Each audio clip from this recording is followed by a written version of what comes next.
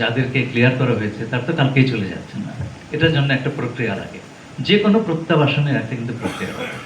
তারা যাবেন, কি করে যাবেন, সেই জায়গাতে কি অবস্থা আছে, সেফটি সিকিউরিটি আছে কি না, হ্যাঁ, এবং যাবার ওইখানে তারা যে যাবেন তাদের জীবন জীবিকার সংস্থান আছে কিনা, যে কোনো, শুধু এই রোহিঙ্গার ব্যাপারে নয়, যে কোনো আপনার এসে প্রত্যাবাসনে এই ধরনের বিষয়গুলো আমাদেরকে মনে রাখতে হবে এবং এগুলো নিরসন করতে হবে।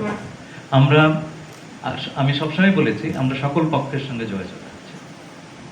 এই প্রত্যাবাসনের জন্য আমাদের যেমন কারা প্রত্যাবাসিত হবেন সেটার জন্য আমাদের মিয়ানমারের কাছ থেকে ভেরিফিকেশনটা নিতে হচ্ছে।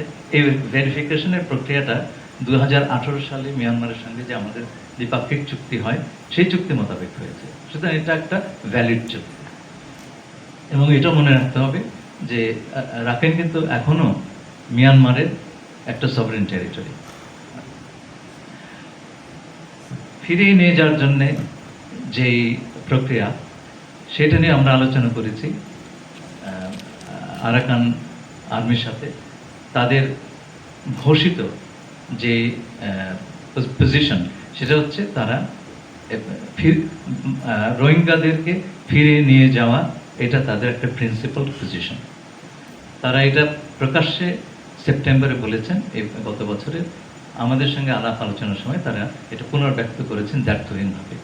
সে কারণেই আমরা মনে করি যে এই যে 1,80,000 আমরা এদেরকে মায়ানমারে ফিরিয়ে দেওয়ার বন্দোবস্ত করতে পারবো। সময় লাগবে, তো কালকে হচ্ছে না। এই যাতে দ্রুততম সময় তারা যেতে পারেন আমাদের প্রচেষ্টা থাকবে সেটাই। এবং সেজন্য আমরা মায়ানমার কিংবা আরাকানের যে যারা বাস্তবে এখন অথরিটি, আন্তর্জাতিক সংস্থাগুলো এবং আমাদের যারা বন্ধু দেশগুলো আছেন তাদের সবার সঙ্গে মিলে আমরা এই কাজটি করব।